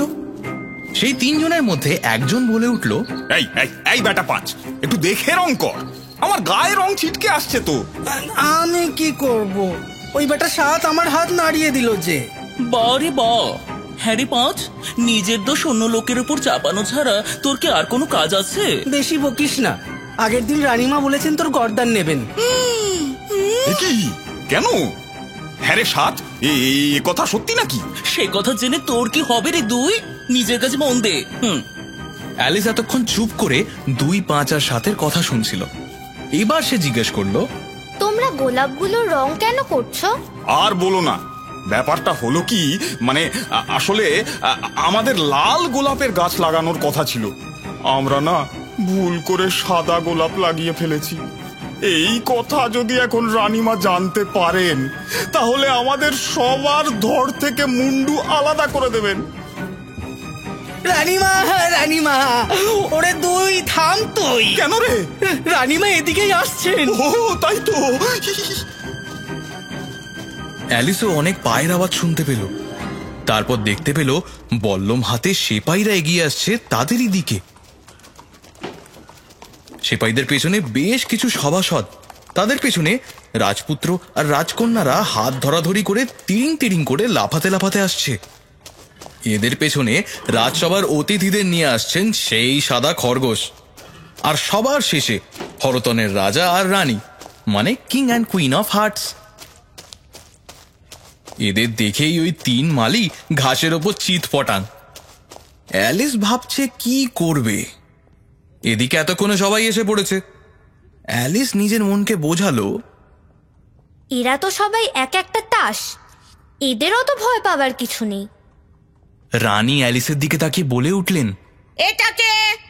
পারিষদরা কেউ কিছু বলতে না পেরে দন্তপাটি বিকশিত করে একটু হে হে করল। রানী বলে উঠলেন, অপদার্থ, তোমার নাম কি মেয়ে? ইয়োর হাইনেস, আমার নাম অ্যালিস। রানী এবার ওই তিন মালিদের দেখে জিজ্ঞেস করলেন, আর ওরা কারা? আমি কি করে জানবো? এরকম উত্তর শুনে রানী তো রেগে লাল, চিল চিৎকার করে বলে উঠলেন, অফিসার হেড, গর্দান নাও এই মেয়ের, গর্দান। কখনো না, যত সব বাজে বাজে কথা। অবস্থা বুঝতে পেরে রাজামশাই রানীমাকে বুঝিয়ে বললেন, এই শোনো, ওকে ছেড়ে দাও, ও নিতান্তই শিশু। রানী ফুঁসতে ফুঁসতে মুখ ঘুরিয়ে মালিদের তুলে দাঁড় করানোর আদেশ দিলেন। তারপর তাদের জিজ্ঞেস করলেন, তোমরা এখানে কি করছিলে? ওই তিন মালির মধ্যে দুই কাঁচুমাচু মুখ করে বলল, আমরা মানে মানে।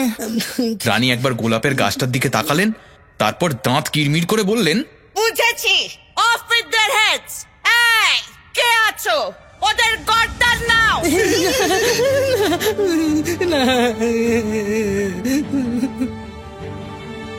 হুকুম জারি করেই তিনি ঘুরে অন্যদিকে চলে গেলেন।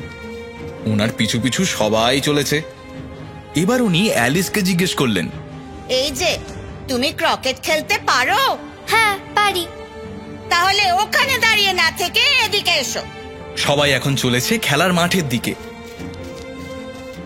অ্যালিস খরগোশের কাছে গিয়ে জিজ্ঞেস করলো, আচ্ছা ডাচেসকে দেখতে পাচ্ছি না তো। চুপ চুপ, ও কথা মুখেও এনো না। ডাচেসের গর্দান নেওয়ার হুকুম দিয়েছেন রানীমা। কেন, কিসের জন্য? আরে সে এক কাণ্ড। ডাচেস আর রানীমার খুব ঝগড়া হয়েছে, একেবারে চুলোচুলি কাণ্ড। ডাচেস আবার রাগের চোটে রানীমাকে খিমচেও দিয়েছেন। ব্যাস, গর্দানের হুকুম। অ্যালিস কিছু একটা বলতে যাচ্ছিল, তখন রানী চেঁচিয়ে উঠলেন, খেলা শুরু হোক। সে এক অদ্ভুত খেলা, ক্রকেট। অ্যালিস এরকম খেলা জীবনে দেখেনি। উঁচু উঁচু আর্চের মধ্যে দিয়ে বল পাঠাতে হবে ব্যাট দিয়ে মেরে। এই হলো খেলার নিয়ম। অ্যালিস দেখলো যে সেপাইরা একে অপরের পিঠে চেপে বড় বড় আর্চ তৈরি করলো। যে ব্যাট দিয়ে খেলা হবে সেগুলো একটাও আসল ব্যাট না, এক একটা ফ্লেমিঙ্গো পাখি। আর সেই ফ্লেমিঙ্গো ব্যাট দিয়ে যে বল মারা হবে সেগুলো এক একটা ছোট সজারু প্রকৃতির প্রাণী, যাদেরকে হেজহগ বলা হয়। অ্যালিস একটা ফ্লেমিঙ্গোকে বগল দাবা করলো, কিন্তু তা করলে কি হবে, বগল দাবা ফ্লেমিঙ্গোটা অ্যালিসের দিকে এমন কিংকর্তব্য বিমূঢ় মুখ নিয়ে তাকিয়ে রইল যে অ্যালিসের দেখে খুব হাসি পেল। সব দেখে শুনে অ্যালিস বুঝলো যে এ বড় জটিল খেলা। কি করে এখান থেকে সরে পড়া যায়, অ্যালিস এখন তাই ভাবছে। হঠাৎ কথা নেই বার্তা নেই, অ্যালিসের সামনে এক পাটি দাঁত বার করা হাসির উদয় হলো। সেই দেতো হাসি দেখেই বুঝেছে যে সেই চেশায়ার ক্যাট ছাড়া আর কেউ হতেই পারে না। ধীরে ধীরে একজোড়া চোখ, তারপর নাক, তারপর একজোড়া কান ভেসে উঠে শেষমেশ চেশায়ার ক্যাটের মুখটা পরিষ্কার হলো। অ্যালিসকে দেখে সে জিজ্ঞেস করলো, কি কেমন বুঝছো? অ্যালিস বগল দাবা ফ্লেমিঙ্গোটা মাটিতে নামিয়ে রেখে উত্তর দিল, আর বলো না, এ ভারী আজব দেশ, সবাই পশু পাখিদের নিয়ে খেলা করে।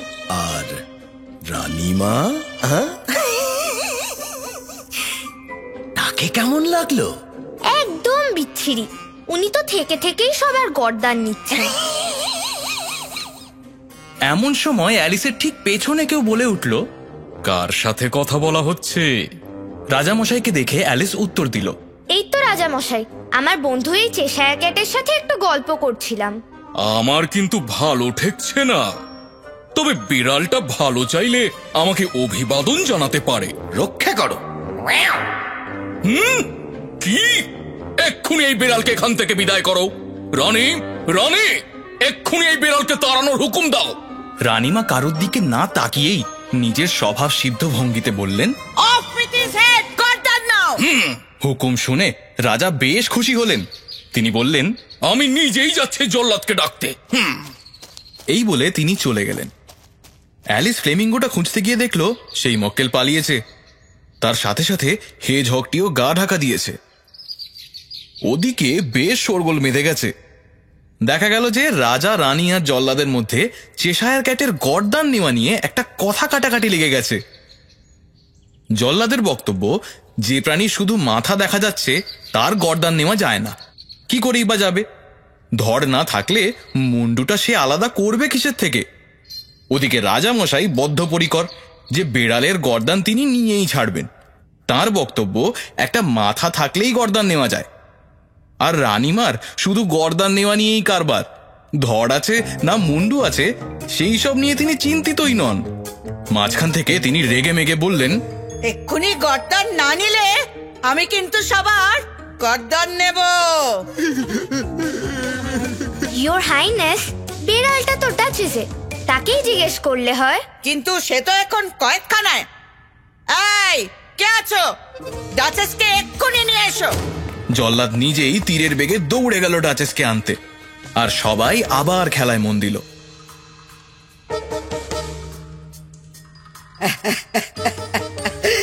তোমাকে দেখে আমার যে কি আনন্দ হচ্ছে কি বলবো, মন একেবারে আনন্দে ভরে উঠেছে।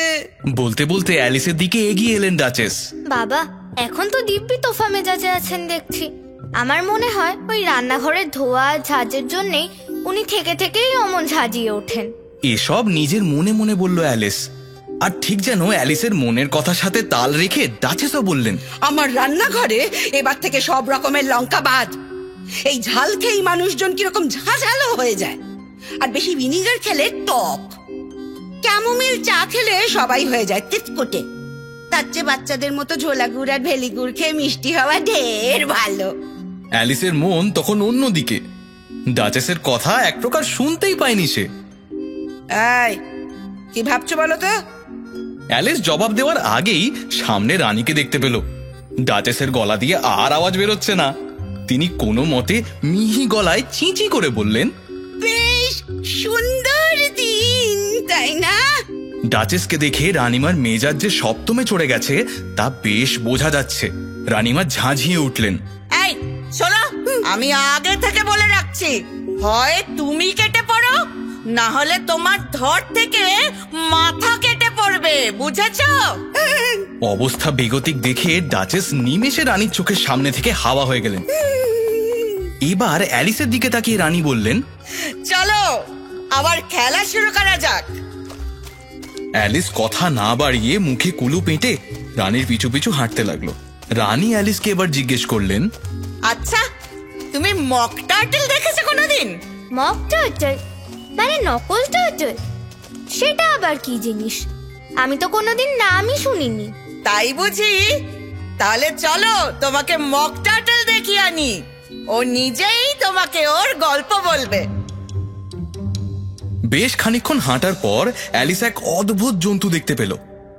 এর নাম গ্রাইফন। মানে মাথা থেকে পেট পর্যন্ত ঈগল পাখির মতো, আর কোমর থেকে লেজের ডগা পর্যন্ত সিংহের মতো।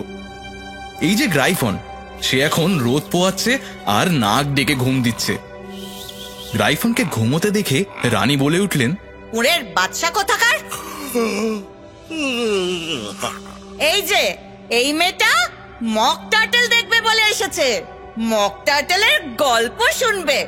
আমি ওদিকে গেলাম, বেশ কিছু গর্দান নেওয়ার হুকুম দেওয়া বাকি আছে। এই এই, তুই একে ঠিক করে ঘুরিয়ে দেখাস, কিন্তু ফাঁকি মারবি না বলে দিলাম। এই বলে রানী চলে গেলেন।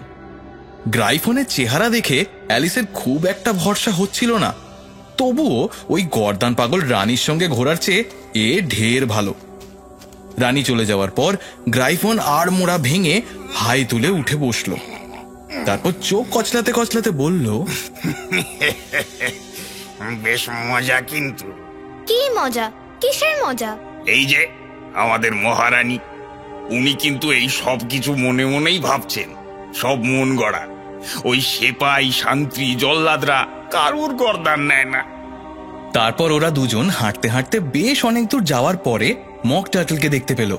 সে বেচারা মক টার্টল কেমন বেজার মুখে একা বসেছিল। অ্যালিসের খুব কষ্ট হলো ওকে দেখে, আর সে এটাও বুঝলো যে ও আসলে একটা কচ্ছপ। অ্যালিস গ্রাইফনকে জিজ্ঞেস করলো, ওর কি হয়েছে গো?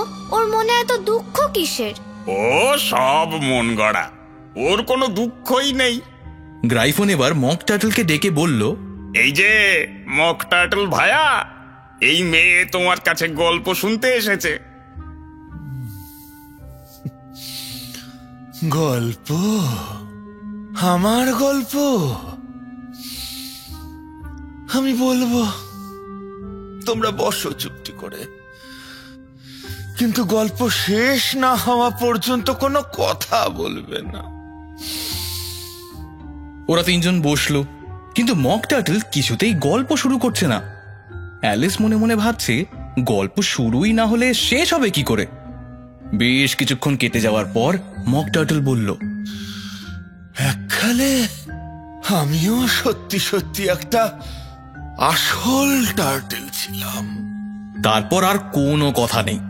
অনেকক্ষণ সব চুপ। মাঝে মাঝে গ্রাইফন গলা খাঁকড়ানি দিচ্ছে, আর মক টার্টল সেই একটা বাক্যের পর থেকেই ফ্যাঁচ ফ্যাঁচ করে ছিঁচকাদনির মতো কেঁদে চলেছে। অ্যালিস এও ভেবে বসেছিল যে গল্পটার বোধহয় এটাই শুরু আর এটাই শেষ। কিন্তু অ্যালিসের ধারণা ভুল প্রমাণ করে মক টার্টল আবার বলা শুরু করলো, আমরা ছোটবেলায় সমুদ্রের স্কুলে পড়াশোনা করতে যেতাম। এক বয়স্ক টার্টল আমাদের মাস্টার মশাই ছিলেন। ওনাকে আমরা টর্টয়েস বলে ডাকতাম। কেন টর্টয়েস বলে ডাকতে কেন? তিনি তো টার্টল ছিলেন। কেন আবার? উনি আমাদের পড়াতেন, তাই টর্টয়েস বলে ডাকতাম। তুমি তো দেখছি সাংঘাতিক মাথা মোটা হে। সত্যি বাবা, এমন বোকা বোকা প্রশ্ন কেউ করে? লজ্জায় অ্যালিসের মাটির সাথে মিশে যেতে ইচ্ছা করছিল। গ্রাইফন আবার বলল, ভাই মক টার্টল, এই সব কথা বাদ দাও, তুমি বরং আমাদের খেলাধুলোর গল্প বলো।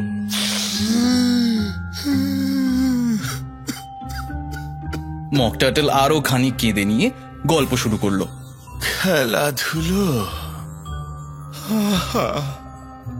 সেই এক দিন ছিল ভাই, কত আনন্দই না করেছি একসাথে।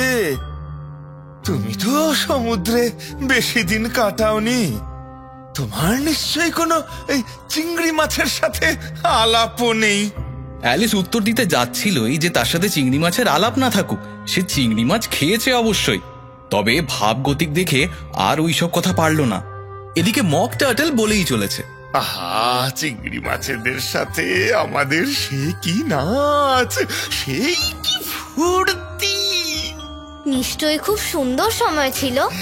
সুন্দর বলে সুন্দর, একেবারে খাসা সময়, তোফা সময়।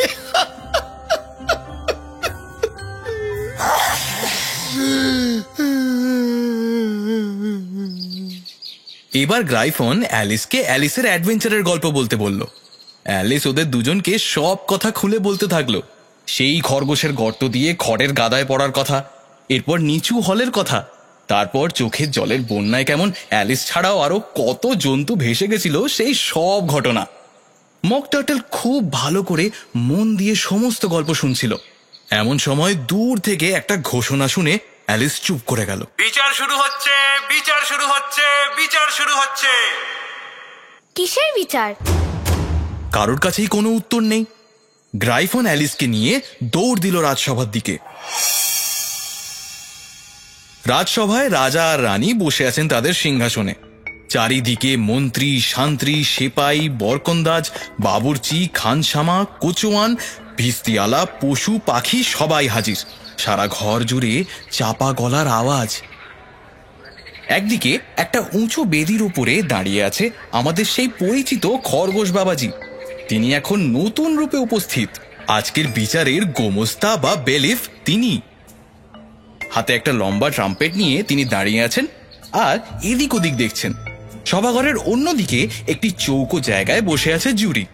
তাদের এক একজনের জুরি মেলা ভার। ঘরের ঠিক মাঝখানে একটা টেবিলের ওপরে এক থালা টার্ট রাখা। এই টার্টগুলো নাকি রানীমা নিজের হাতে বানিয়েছেন। আজকে শুনানির বিচারক স্বয়ং রাজামশাই। খরগোশ এবারে তার লম্বা ট্রাম্পেটে প্যাঁ করে একটা ফুঁ দিয়ে বললেন, সবাই শান্ত হয়ে বসুন, গোলযোগ করবেন না, শুনানি শুরু হতে চলেছে। সভাঘর এখন একদম নিস্তব্ধ। রাজামশাই খরগোশকে বললেন, আজকের শুনানির মামলাটা পড়ে শোনাও সবাইকে।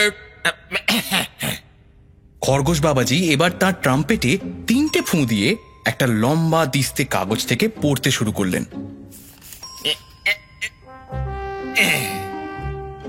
আমাদের রানীমা দিনভর ঘামিয়া বানাইয়াছিলেন কত টাট, এই বেটা বিদূষক করে জিভ লক লক ঝাড়িয়া দিয়েছে পরিপাট।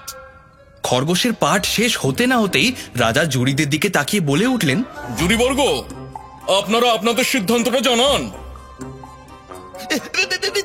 দাঁড়ান দাঁড়ান মহারাজ, আগে সাক্ষীদের পেশ করি, ওদের কথা শুনি, তারপর তো সিদ্ধান্ত। কেন কেন? প্রথম সাক্ষী হলো হ্যাটার। খরগোশ তাকে ডাকতেই সে এক হাতে চায়ের কাপ আর অন্য হাতে বাটার লাগানো ব্রেড টোস্ট নিয়ে হন হন করে ঢুকে পড়ল। আমাকে ক্ষমা করবেন রানীমা রাজামশাই, এই চা পাউরুটি নিয়ে রাজসভায় আসার জন্য। আসলে আসলে আমার চা খাওয়াটা এখনো শেষ হয়নি তো, তাই আর কি। শেষ করে তবেই তো আসা উচিত ছিল। আচ্ছা যাই হোক, তুমি তোমার সাক্ষ্য দাও। বেশি আমতা আমতা করেছো কি খেচাং ফু ফু ঘর থেকে মুন্ডু আলাদা করে দেব। এই শুনে হ্যাটার আরো ঘাবড়ে গিয়ে বাটার টোস্টের বদলে চায়ের কাপে এক কামড় বসিয়ে দিল। অন্যদিকে হলো কি, কথা নেই বার্তা নেই, অ্যালিস তরতরিয়ে বাড়তে আরম্ভ করেছে। রাজা আবার হ্যাটারকে বললেন, সাক্ষ্য দাও ঝটপট। আমি আমি গরিব মানুষ হুজুর, আমি কিছুই জানি না। এই তুমি মহা আহম্মকে কিছুই জানো না তো সাক্ষ্য দিতে কেন এসেছো? যাও যাও, কেটে পড়ো, যাও। ধন্যবাদ হুজুর, ধন্যবাদ। আমি এবার মাথা ঠান্ডা করে আমার বাকি চাটা খেতে পারবো। পরের সাক্ষীকে ডাকো। ডাচেসের সেই সাংঘাতিক রাঁধুনি হলেন আজকের দ্বিতীয় সাক্ষী। তিনি রাজসভাতেও এসেছেন এক কৌটো শুকনো লঙ্কার গুঁড়ো নিয়ে। দরজা দিয়ে ঢুকতেই আশেপাশের সকলে হাঁচি আর কাশির চোটে জের বার হয়ে গেল। এই রাঁধুনি, এই তুমি তোমার সাক্ষ্য দাও। রাঁধুনি শটান মুখের ওপর জবাব দিল, না, দেব না। এরকম উত্তর শুনে রাজামশাই একটু চমকে গেলেন। খরগোশের দিকে তাকিয়ে চোখে চোখে কিসব ইশারা করলেন। একে টাট নিয়ে প্রশ্ন করুন রাজামশাই। রাজামশাই নিজেকে একটু সামলে নিয়ে একবার গলা খাঁকড়িয়ে রাঁধুনিকে জিজ্ঞেস করলেন, আচ্ছা বলো তো, টার্ট কি দিয়ে তৈরি হয়? আগের বারের মতোই এবারও উত্তর এলো সাথে সাথেই, লঙ্কা। আবার কি? এই উত্তর শুনে সভায় গুজগুজ ফুসফুস শুরু হয়ে গেল। শেষমেশ রাজামশাই হাঁপ ছেড়ে বললেন, পরের সাক্ষীকে পেশ করো। খরগোশ বাবাজি এই তৃতীয় সাক্ষীকে নিয়ে বিশেষ চিন্তিত বলে মনে হলো। উনি একটু উসখুস করে এদিক ওদিক দেখে তারপর 3 নম্বর সাক্ষীকে ডাকলেন। অ্যালিস, এই যে এখানে। অ্যালিস এদিকে এখন এত বিশাল হয়েছে যে দর্শকের আসন থেকে সবার মাঝে আসতে গিয়ে জুড়িদের প্রায় চিড়ে চ্যাপটা করে দিচ্ছিল। এই যা, sorry sorry, very sorry, very sorry, ইচ্ছে করে করিনি। আরে সরি সরি সরি। এসব বলে বিভিন্ন জনের কাছে ক্ষমা চেয়ে বিশাল অ্যালিস এসে দাঁড়ালো সভার মাঝখানে। রাজামশাই অ্যালিসকে জিজ্ঞেস করলেন, তুমি এই মামলার ব্যাপারে কি জানো? কিচ্ছু না। কিচ্ছু না? এ তো বেশ গোলমেলে ব্যাপার। এখন তিনি নিজের মনে কিছু একটা ভাবছেন। কোলের ওপর খোলা খাতায় কিছু একটা লিখলেন, তারপর বললেন, আইন নম্বর 42, 1 মাইলের ওপর যাদের উচ্চতা তারা যেন এই মুহূর্তে রাজসভা ছেড়ে চলে যায়। এ কথা শোনার সাথে সাথেই সবাই তাকালো অ্যালিসের দিকে। মোটেই আমি 1 মাইল লম্বা নই। আলবাত আলবাত তুমি মাইল খানেক লম্বা। বলা যায় না তুমি 2 মাইল লম্বাও হতে পারো। হলেই বা, আমি এখন কোনো মতেই রাজসভা ছেড়ে বেরোবো না। আর তাছাড়া মহারাজ, আপনি এই নিয়মটা এই মাত্র বানালেন। মোটেই না, এটাই এই দেশের সবচেয়ে প্রাচীন নিয়ম। হতেই পারে না। সবচেয়ে প্রাচীন নিয়ম হলে তো 1 নম্বর নিয়ম হবে। 42 নম্বর হলো কি করে? হতেই পারে না, সব জেনে বসে আছে। অ্যালিসের যুক্তি শুনে রাজামশাই ভ্যাবাচাকা খেয়ে গেলেন। আবহাওয়া ঠিক সুবিধের নয় বুঝতে পেরে আবার জুরিদের বললেন, জুরিবর্গ, আপনারা এইবার আপনাদের সিদ্ধান্ত শোনান। না না না, সিদ্ধান্ত পরে শুনবো।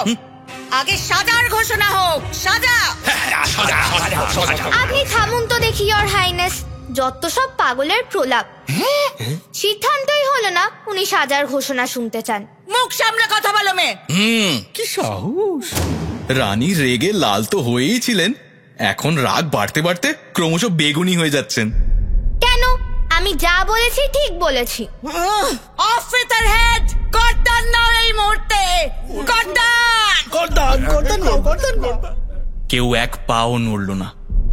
গোটা সভা এখন থমথমে। কে আপনার তো আক্কা করে? হ্যাঁ, আর আপনাদের এত ভয় পাওয়ারই বা কি আছে?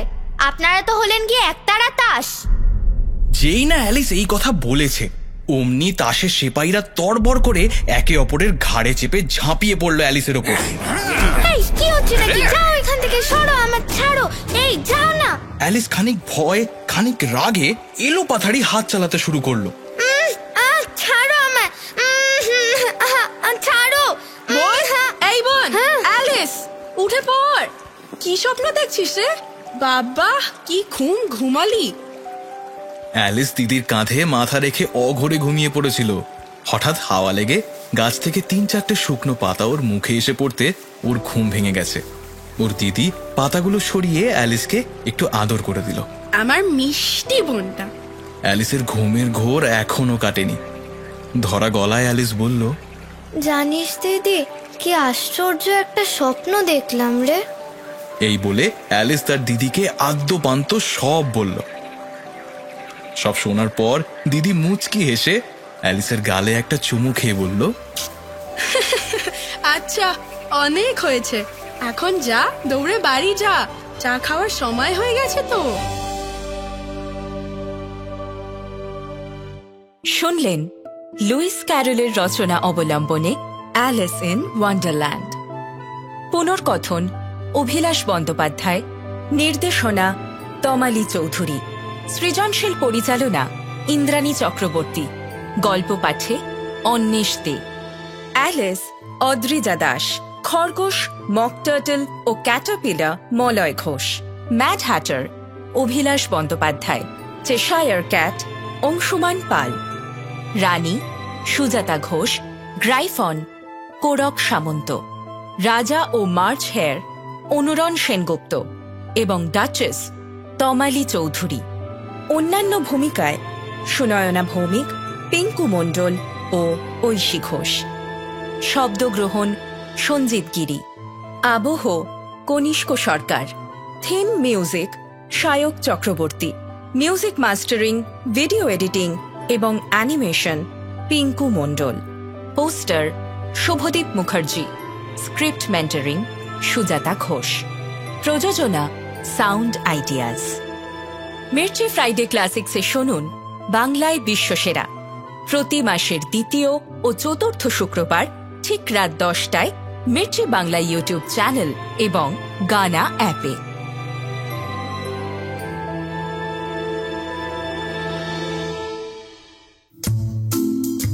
Mirchi presents Friday Classics.